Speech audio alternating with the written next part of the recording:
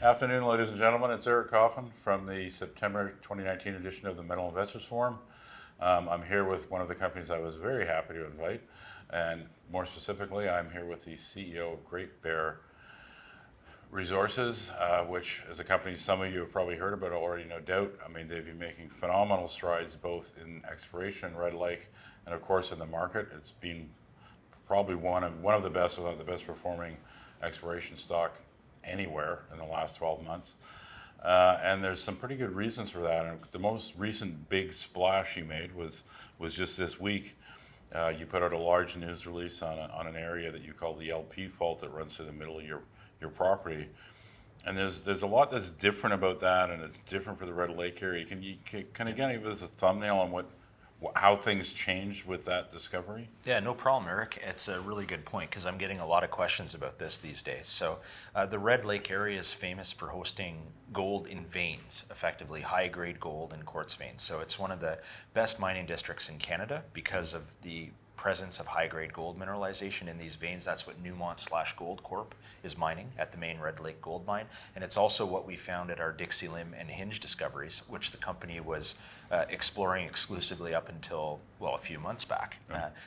But beside that type of system on our property, there's this big, almost approximately 20-kilometer long, big deep-seated crustal structure that's literally about a kilometer away from those other zones. And this is something that we saw on a lithoprobe survey of the area when we were looking at data around the time that we got involved with the project. So this is a big fault that goes down to the base of the continental crust. So you don't get a bigger scale crustal structure than this. It Right. probably would meet the definition. And we staked the property so that it would control the entire extent of greenstone where that is intersected by that fault. That's why the project is a big elongated type of rectangle. So recently when we started drilling across that LP fault structure, we noticed that it wasn't like these big fault systems in Australia or other greenstone belts where the big fault has low-grade gold, but it's the splays off it that have high grade. Right. In the first drilling, we hit right near surface like over 700-gram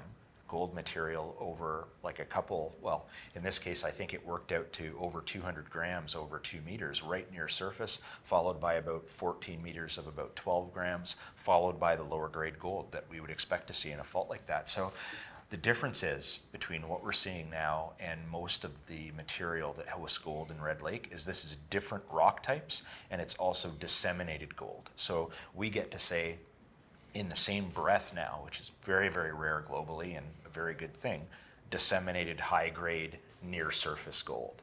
So this is really a game changer for our project, and if I don't want to get too much ahead of myself, I'd say for the Red Lake district as well.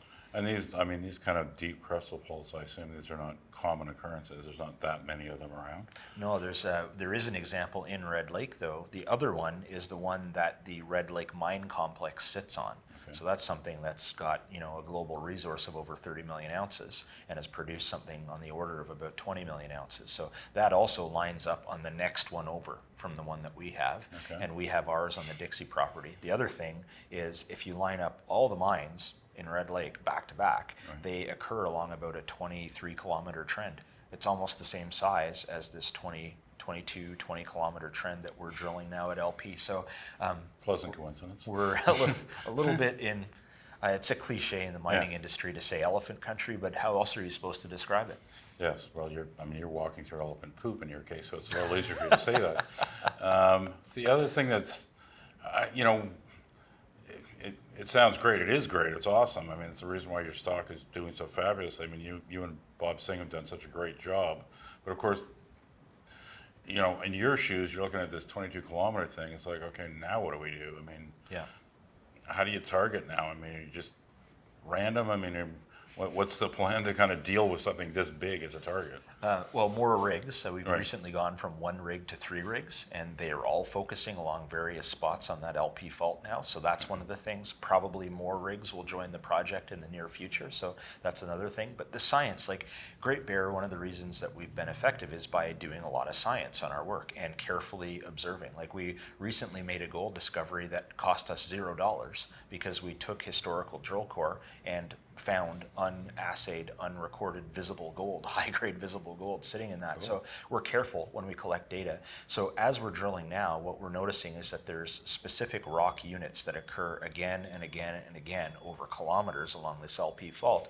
And every instance, without fail, where we've got a drill hole that goes across the fault to date and it hits that stuff, has gold in it. So it's been remarkably predictable that way. But we're modeling up geophysics in a variety of ways. We have high resolution airborne, that's being modeled. Downhole geophysics, we're modeling that in 3D as we go. And then we're recording all this 41 element chemistry from the rocks that we have. And that shows us alteration zones around the gold. This way, when we go into a new area along that huge strike length, very shortly we'll be able to tell where within that zoned alteration pattern we sit, not just based on seeing gold in the rocks, which, as you know, with Red Lake, I think you and I are on the same page with respect to visible gold. It's great, it's a marker, but you shouldn't go put pictures of it on the internet and try to promote, because it could be a gram or it could be 2 ounces. You don't really know, right? You see it all the time. Yeah, so we see it all the time. That's a great indication you're in the system, but you got to follow the chemistry and the geophysics.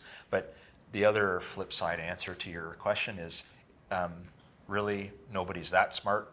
It's just a very predictable gold system, and we've been hitting on it because it's really big and it's continuous. And I mean, it is a big gold system, and one of the things that's obviously going to be helpful is how far now into a 90,000 meter drill program? Probably about 50,000 meters into it. Okay, and it's worth noting, you got fantastic logistics. You're just outside of Red Lake. Highway's right there. Your drill cost is pretty low, actually. I was impressed with what your per meter, I think it's 175. That's about right, but that's all in. That's all, and of course, for a company that's only got 40 million shares, you're not exactly short on cash.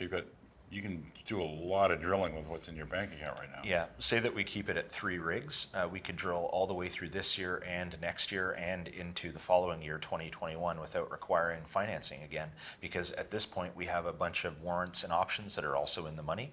And but even without that, we're burning about $1 million a month on an expenditure basis.